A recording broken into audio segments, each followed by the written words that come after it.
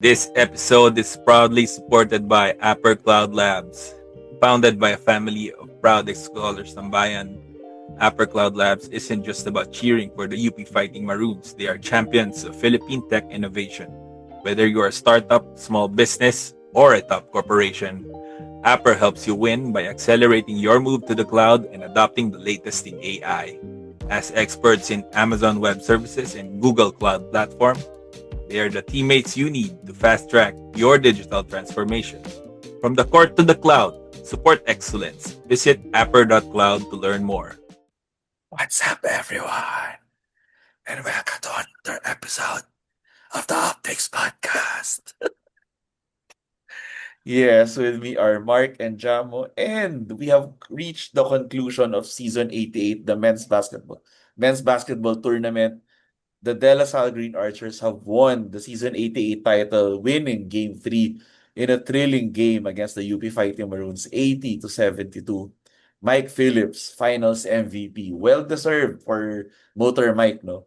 Uh, any postscript, guys? Alam ko na this went way out of our our hopes and predictions. Yeah.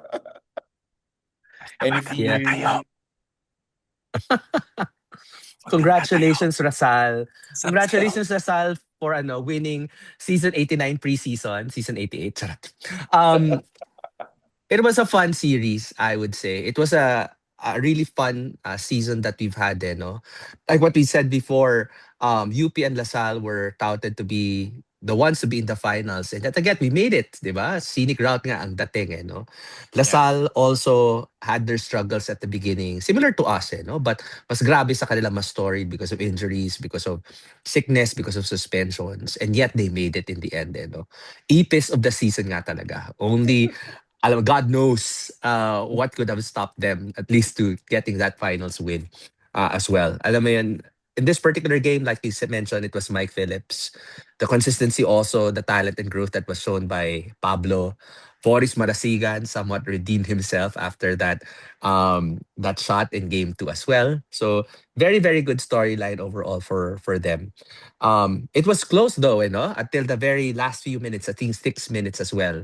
When in the end, alam mo yun, we found ourselves, alam mo yun, being trapped. We were not able to make good shots. Some of them even forced, And good on them, Lasal, di ba? Parang made a place. Alam mo yun, made it simple also in the end. A lot of offensive rebounds as well. A lot of good putbacks that allowed them that lead, and take the finals again, no? So with all of that said and done, I have nothing to say for that team, but congratulations for making it. And next season, obviously, it will be a different challenge, a different set of people also in the UP Fighting Maroons. So looking forward to that. But for the Lasal Green Archers fans, congratulations again. I know matagal yung hinintay itong episode na ito lumabas. Ayan na Nakadraft po. na lahat ng mga pagbabash nyo, I think, for this particular episode. And Copy hindi pa na, paste. hindi pa natatapos yung live siguro ng pag-post ng episode na to, naka-stream na sa baba lahat ng mga pagbabash namin. So, welcome back. I ask you to invite your friends as well to watch the Updates podcast. Mag-comment kayo, Welcome, guys. mag-comment kayo. Yeah. Hayaan nyo lang pumasok lahat ng traffic sa amin. And congratulations Welcome yet kayo again. lahat dito. Pati yung mga ligo. Welcome. This is a Correct. UAAP podcast. Yeah. How about sa'yo, Jamo? What was your experience? Actually, late ako nakapasok dun sa game. And Ano? when I got in, I saw Mike Phillips naghahalimaw sa court, parang double digits na ata siya kaagad nung first quarter. Sabi ko, if hindi mag-adjust ang UP dito sa game na to, talo na to. And true enough, medyo in the end medyo dumami yung mga blunders, mga should I say parang nag-deviate from the system. Parang nawala yung Nawala ng system. composure. Yeah, medyo nag-deviate sa system. Anytime you deviate from the system na ano, na pinag planuhan nyo, uh, it could spell doom for ano, for your chances of winning the matchup. So, yeah, kudos to ano, the De La Salle Green Archers for yeah, winning their 11th ba tama? 11th Mm. championship. 11th yata. Oh, 11th. Yeah. Yung ba, may Uh, asterisk ba yung 11th o wala? Kasi di ba may isang asterisk dyan. Wag na Pero natin yun, basta kalkalin yan. 11th. Oo, 11th. yes. at Wait lang, ito sinabing papasukin ganun. natin Robbie ulit. Ayan, si Robbie. Papasok no? May mag-a-attendance. Tingnan Ayan, may natin kung sa attendance. pag-attendance, no? Kung Tingnan natin may kung ma-check yung ambag. attendance na ngayon. Ma-check yung attendance natin ni Robbie. Robbie, are you I there? do have to note though, Mm. the one key adjustment that they did, that LaSalle did, that turned the tides, was yung pagkatatayo. It Mm. wasn't like the it wasn't the end all hindi siya yung decisive na adjustment, but yes, I agree, yung contributory talaga yun. That play shifted the momentum in their favor. Totoo. Yeah. Mm. That was the Ayan, turning welcome point. Robbie. Totoo, Oo. doon tayo nawala yung momentum Yeah. natin. Kita mo to si Robbie, lahat tayo naka-green background to congratulate our opponents. Nagre-rebelde. Tingnan mo, rebelde. Naka-maroon pa rin. Congrats Lasal, pero UP pa rin. Oo. Kaya Sige lang. fine. Oo. Luntian at pula naman kasi ang UP. Tama. So, nasa scope naman natin ang This is colors not mo. green, So, it's hindi naman luntian. correct. Luntian. Yes. Pero again, no, good game overall. Good on Kian, good on Mason, 'di ba? Showing up, relieving also some of their players, especially on critical moments. They made that impact in that final series. Like I said, Luis Pablo. I mean, we can say whatever we want about him moving to LaSalle, but we really did see his improvement and development also, and has been a key player, especially in the last few games and especially on the final series. So good on Luis, diba, on getting that finals and that win as well for LaSalle. Totoo. For a few more game 3 notes, no. Mason Amos, actually, since his return from his injury, hasn't really been effective or hasn't really made the mark until game 3. Actually, naka 11 points pa siya nung game 3. No? And including that block, actually, no, on Francis Noruca. It was one of the more crucial defensive plays for LaSalle and for all of the criticism that Mason Amos has received na cone daw siya sa depensa, no? The final game of the season, nakabawi siya, no? I mean, this season supposedly dapat siya ang kasama ni Mike Phillips sa starting lineup eh. But even without the injury, you can say there's an argument na Luis Pablo has outplayed Mason Amos to take over that starting spot. And kudos also to Luis Pablo. Talagang ito hot take ko, if it wasn't Mike Phillips, I think Luis Pablo could have an argument for Finals MVP. He was really that Yeah. good for Lasal. Yeah. And then of course yung in terms of adjustments, no, in addition to si Luis Pablo, for all of his improvement, he is the team's worst free throw shooter, and ang laking bagay talaga no si Mason Amos yung nag-take Sabi ng sa free inyo throw. eh. And they exploited that loophole twice this series. The first one was in game 1 ba yun with Voris. Yung tatawa-tawa sila afterwards. Ay, oo nga, oo nga. Oo, they exploited that, and Yeah. I mean, wala namang rule against it, pero ano lang. Yeah. Anyway, And ayoko in na this magsalita. In this particular game also, we saw, di ba, na the game plan was still the same. We really heavily defended Jacob Cortez. And effectively, for some stretches, it became 4-on-4. And even on those 4-on-4, I mean, they made a game out of it too.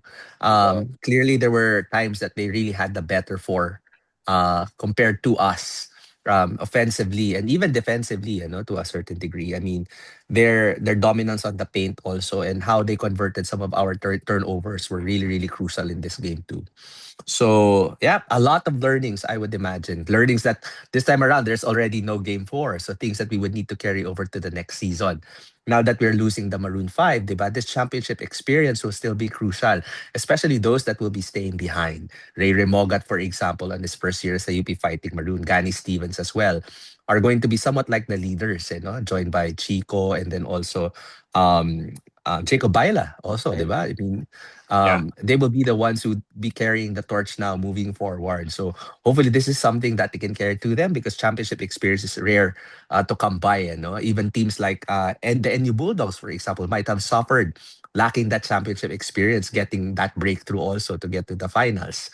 Yeah. So this will be something that will be worth keeping and treasuring. Keep that memory, keep that pain in, because that will be Oh, something that will be able to carry us and make us motivated to get the championship back next year.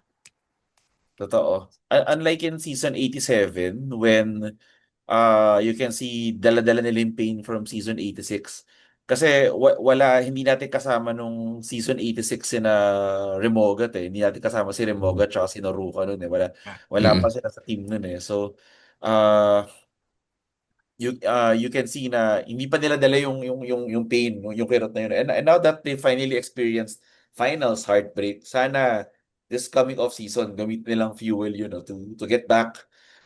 Francis Noruka, Stronger. very notable, 16 points, 15 rebounds. He was one of the best contributors for UP. And as a matter of fact, sa totoo lang, even Lasal commenters acknowledge this. There were times na kinakain ni Noruka yung frontline na Lasal for Mm. all the Yeah. strength of Mike Phillips and Luis Pablo.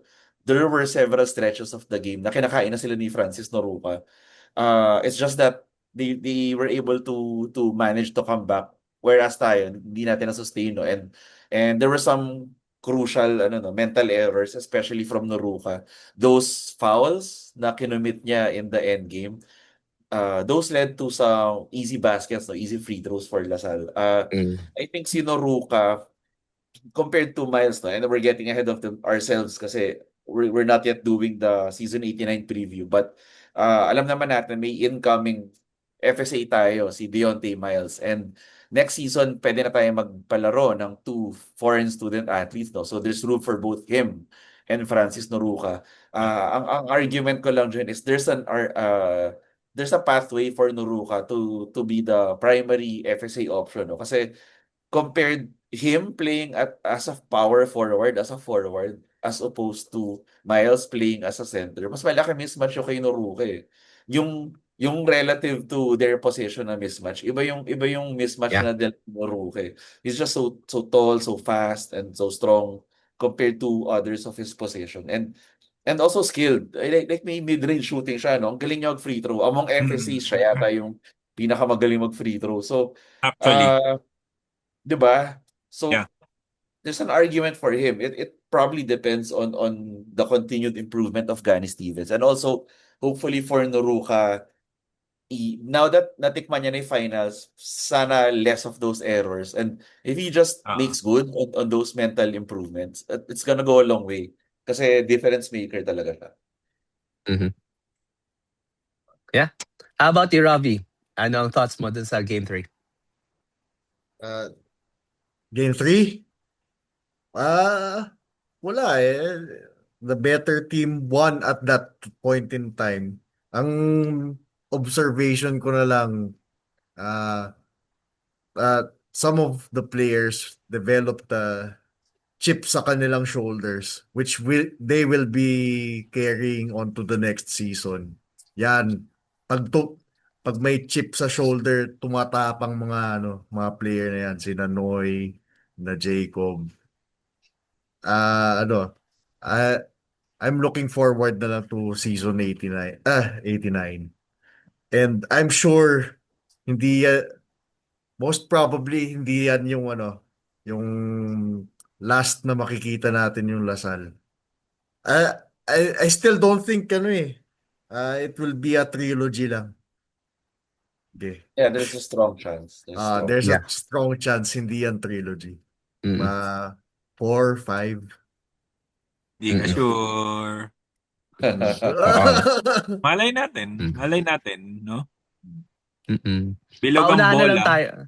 Paunahan na lang tayo ng Lasal. Kumuha ng grassroots sa ibang team. Joke lang. Okay. Any other thoughts before we go ahead and make a look back about this particular season? Things, for example, that is of note. Things Yeah. that we would need to carry to the next season also. Just a final note siguro. This probably wasn't the way the Maroon 5 wanted to go out. Si Mike Phillips had the game of his life, no? Talagang he deserved the finals MVP. But we wouldn't have been here in this position without the Maroon 5, no? Uh, Although in game 3, ang lumitaw talaga is Noy Remogat. And it's a preview of what we're gonna see next season, no, from Noy Remogat. If he had converted on the free throw, you know how close this game is, in my opinion. Although nakita ko na towards the end na parang, shit, it looks like LaSalle's gonna win. Even 2 minutes remaining, parang you can see the momentum has already shifted to them, eh. Yeah. But I think there were two plays that if you reverse the outcome, we probably would have had a very good chance of winning. It was number one, Noy Remogat converting that clutch free throw after the foul nung nakatres siya. That would have made it a 3-point ball game, no? And which would have given us more of a cushion. And then Francis Noruca not fouling. I think that was Boris Marasigan ba yung foul niya? Basta he fouled one LaSalle player after a rebound, and then it gave LaSalle a freebie without them even have to waste time bringing down the ball. Yun ang masakit eh. Yung nagmintis kayo ng shot, na rebound na kalaban, and without them Mm. even bringing the ball down to their court, final mo na agad. So you save them precious seconds to Yeah. get more points, no? So tough luck, but we'll come back. Yeah. Salamat. This episode is brought to you by Upbeat Merchandise. Upbeat Merchandise is not merely apparel, it is a symbol of identity, pride, and belonging. Each item reflects the core values of the UP community: honor, excellence, and service, making it ideal for students, alumni, faculty, staff, and supporters alike. Upbeat offers a wide range of products such as premium quality shirts, jackets, lanyards, stickers, and other merchandise which allow you to showcase your UP pride both in campus and on the court. You can catch them across the UP system in their stores in UP Diliman, UP Los Baños, and UP Visayas. And you can find them online on Shopee and Lazada. By choosing Upbeat, you support not only initiatives that enrich the UP community, but also a business that is truly owned by our scholars ng bayan. Whether you wear it on campus, at work, or beyond, let your story, your journey, and your UP spirit be seen and felt. Wear your pride. Upbeat Merchandise. Salamat, Yeah. UP. Backwards. Yeah. Huwag kang malas. Alam Yung ba mo yung yun, pinag-isipan mo nun? Nung may kwento si si Sheffy eh. Nung nakita raw niya sa labas nung bago umalis for airport. Parang you look so lost dun sa Wala. Yun talaga eh. Wala. I don't think malas yung UP, no? It just so happens na both teams, UP and LaSalle, meron silang mga trajectory na poised sila to win. Yan, thanks to Maroon 5. Yan, thanks to for LaSalle, thank you kina Baklaan, kina MP. Just so happens na both hit the same trajectory, and LaSalle had the better chances of winning. So yun Yeah. lang naman. Hindi tayo malas. I'm sure na na we were there for Yeah. Yeah. I think clearly on this particular game, especially at least on the last few minutes for both game 1 and game 3, LaSalle won that. LaSalle won that. Yun So we can give that to them. Oh, Alam mo yeah. yun? And it's just sad, obviously, that there's only one winner. That's how tough sport is. Oh, So we can just go ahead and take the loss and congratulate our Talaga. opponent. And next season will be a different story, definitely. And this would be Yeah. something that would allow us to come back stronger. But team, if you guys would allow me, In looking back on this particular season, obviously we cannot end this particular season without giving tribute to the Maroon 5, our Yes. graduating seniors, also from the team. Since the start of this season, everybody was counting down to this very, very last game. During game three itself, we were counting down to the minutes, last 40 minutes, last 30 minutes, last 20 minutes, last 10 minutes on the quarter of the Maroon 5. Historical, obviously, that five finals that we've had. They are the five team members or the three team members from the start, no? Of Terrence, Harold, Jerry, and then added later on by Janjan and um, Rayland, who fought for every game, who had different phases of competition across the board. They went through facing a KQ. They went through facing the talents of Ateneo at the beginning Yeah. of their young careers in the UAAP. And then in the end, obviously, the movement of the Baklaan and then also the Jacob Cortez to end it. No? So they're a generational talent. And whatever happens to them, I'm sure they're going to be successful. I'd like to say thank you for all of the sacrifices that you've given to the UP and the UP community. Whenever you decide to travel to any campus that we do have, maybe Iloilo, Visayas, Mindanao, or Baguio, you're going to be heroes. And it's going to be a hero's welcome for you guys. Three finals, two championships. One of the winningest fighting Maroons that we would ever have in history. There's nothing that we can say but thank Finals. you. And good luck with Thank you. whatever things that you will be pursuing in the future. It's sad to see you go. Naiyak ako dun sa moment na sinabi ni Coach Gold. I'm not sure if this is exactly something that he said in an article. He said, "Goodbye, my sons." And parang anak na talaga ni Coach Gold kasi itong mga bata na to ever since they were 13, 12, or 14 as well. They've been with him forever. They are the extension of our coaching staff in the court. Everything that Coach Gold has been teaching while in game, tinuturo pa rin ng mga batang yan. And I hope before mag-PBA draft or they get anywhere else outside of the country that they continue coming back in UP, kakailanganin pa din namin yung guidance nyo and pagiging kuya nyo sa mga sophomores natin and mga juniors natin at saka mga rookies. So you guys will always and forever be UP Fighting Maroons and mahal na mahal namin kayo. And Mahal na you're always welcome. Kung kailangan niyo ng pagkain, any advice, nandito lang mga titos-titas at mga kuyas. Thank you for all of the excitement for the last 5 years. Saludo kami sa inyo, guys. Sabi yata ni Terence, magtitingi-tingi silang enroll kahit pa paano. So I'm Correct. sure we're going to see them around. Yeah. Sa They're really determined to finish their courses. Yeah. Ano ulit? Yeah. Ano ng mga course nila? BPE. I think most of them were PE. Except Harold. PE Except sila Harold except for nasa Harold. home econ yata. HRIM si Harold, Hotel, Restaurant, and Institute Management. Parang, may nagsabi doon sa Titos and Titos group chat, di ba, na parang 3 sems na lang yata si Harold. But going back, no, I think we can count on that dun sa, sa enrollment. Kasi nung huddle, nung post-game huddle, di ba may scenario yung OASD na post-game huddle nung nag-iiyakan na sila.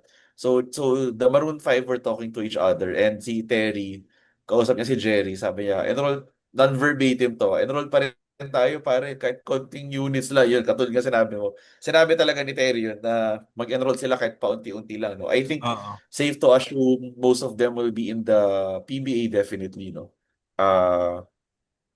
But who knows? I heard Harold. Baka magiging Koreano rin si Harold. Kasi hindi lang ka. May rumor na si Cortez din. Huli niya na, Korea. Yeah. I think it's still very, very early for us to see what will happen for season 89. I think padaanin natin yung Pasko. We never really know, di ba? And these particular moments, moments of success and also defeat. On the moments of success, some might think that I've done everything already, I've seen everything already, and I move on. And some people also with the loss would have similar reflections. So we'll see. Kung ito na ba magiging mukha talaga ng season 89 for all of the teams that are there, no? Talagang pag off-season, maraming galawan yan. So it will be quite curious what will happen. Baka may mapitik pa tayo sa ibang team. Alo, Ay, sandali lang. sorry. Wala pa too early to give. Malay But mo. ayun, it's been a very good season for the Fighting Maroons, though. Aside from the Maroon 5, we got to see obviously fresh blood coming to the team, no? Especially Francis Noruka and Ray Remogat. Coming into next season, they will probably be two of the four or most important players, no? Definitely VJ Perez gonna be up there. Gani Stevens is gonna be up there. Pero May sa tanong guards, ako. Remogat talaga yun. How Ayan. do you choose between, di ba dalawa lang ang FSA natin. How do you choose between Dikachi, Francis, and Raf? Sagutin na Raf ba natin ngayon? Adams. Sasagutin na ba natin Mahirap, ngayon? Di ba? mahirap. Mahirap Mahaba pa ang pumili. off-season. Mahaba pa ang I think it's too off-season. early. Yeah. Too Too early Too to early. early, too early. I think, until January. Malalaman yeah, natin. we have the luxury of choice at this point in time. I mean, several talents we have been seeing at least playing on Milku as well. I mean, the likes of Elliot Di Maculangan, the four-piece or the UP pipe, pipe ang sinasabi natin na Maroon 5. Maroon panahon, 5. the Oganas, di ba? And we've been hearing things left and right about other people na nasa Yeah. balikbayan boxes. Baka may mga balikbayan dyan na Oo nga tumatawag. eh. Tawag di umano. Oo. Tapos na ang BICAM, no? Na-decide na kung saan pupunta ang budget. So, kaya na nating kunin. So, um, we'll see no, on the off season. I mean, we now see how the competition is. Season 87 or 88 has been very very competitive, and I'm sure now that may konti na silang confidence that they're able to make the breakthrough. The FEUs, the Adamsons, magpapalakas pa yung mga yan. Obviously, Ateneo will always be going to be there in the mix with a very very good coach. So, and NU, syempre, suffering that particular near finals Finals. appearance, I'm sure they're gonna come back with the vengeance. So hindi lang tayo magpapalakas. We are now seeing obviously that the UAP basketball has been very very competitive already. So marami pa magpapalakas dyan sa ibang team. Crazy season. No? Mhm. Yung mga mga hindi natin inexpect na magiging super competitive. Super competitive sila ngayon. Super Yeah. competitive. Like FEU, 'di ba? Yeah. They surprised us. Yeah. Some people had them at 7. Parang pero saan sila nag-end up? Parang Fifth pa yata sila eh. Fifth. Oo. Fifth pa sila eh. Yeah. Yeah. So, Well, yeah, sana next season ganyan din ka-competitive. yeah. Mm-mm. So, Although di ako minus yung na-surprise flow sa start for MVP you. pa sa all. Yeah. Okay naman galing. eh. Pwede naman eh. Mm-mm. Pwedeng We're headed for a i-grassroots. season of reloads eh. We're headed for a season of reloads actually. Yeah. Except for FEU. Kaya nga FEU ang mag-ingat kasi sila ang baka mag-grassroots. Oo. Nasa Abra ngayon si Pre. Sino kasama ni Pre sa Abra? Ako nga ano. Uy, Check the Sandali photo. lang naman. uy pare. I miss playing with you. Tara. Wag kayong Wait. ganyan. Joke Kaya lang, tayo joke na lang. nababash Pinost eh. pa eh.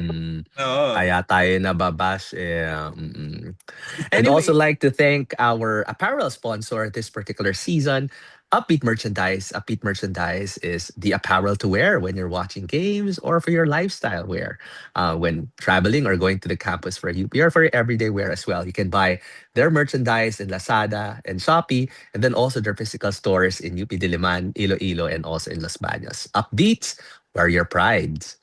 Your pride. Also, we'd like to also thank our sponsor, Upper Cloud. Upper Cloud is where you'll be able to build, your infrastructure as well. Let them help specifically on developing your websites and then also your e-business or e-commerce business. So, Upper Cloud, supportahan din natin sila. Upper Cloud. Shout maraming out salamat. Upper Cloud Labs. Yan. And Accelerate. dito nagtatapos ang ating men's basketball season coverage. But hindi pa tapos ang season 88. We still have other sports, most notably second sem volleyball season yan. So we'll definitely cover that. And of course, the very, very long off season ng men's basketball tournament. Sinong confederation? Naman!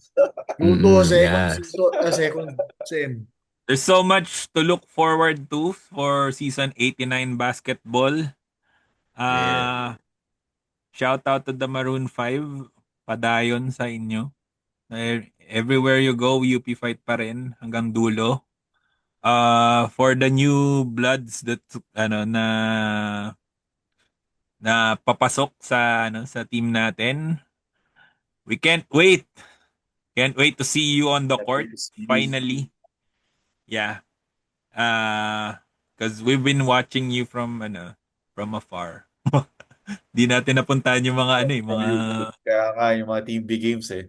mga But team this season, A2 games eh. yun nga eh. Well, this So, season, pero- they're probably joining ng mga Pinoy Liga. Oo nga. This coming preseason, this coming summer. Looking forward. So sobrang looking forward kami to watch your games and see what this reload looks like. Yeah. May the best reload win for season 89. Mm-hmm. Except for And- FEU. Alagaan yung mga player mo. Pag may Okay. nag-grassroots sa kanila, malamang reload talaga yun. Ayaw. Yun Okay. ang reload. Anyway, yan. And with that, we're closing out our season 88 men's basketball season for the Upbeats podcast. Thank you for watching all of our episodes, and we'll continue our episodes come the second Thank sem, you. and also when we are supporting as well our second sem sports, especially volleyball. So everyone out there, the UP community, to the Maroon 5, forever UP fight. UP Yes. fight. Bye. Right. See you, champs. Merry Christmas.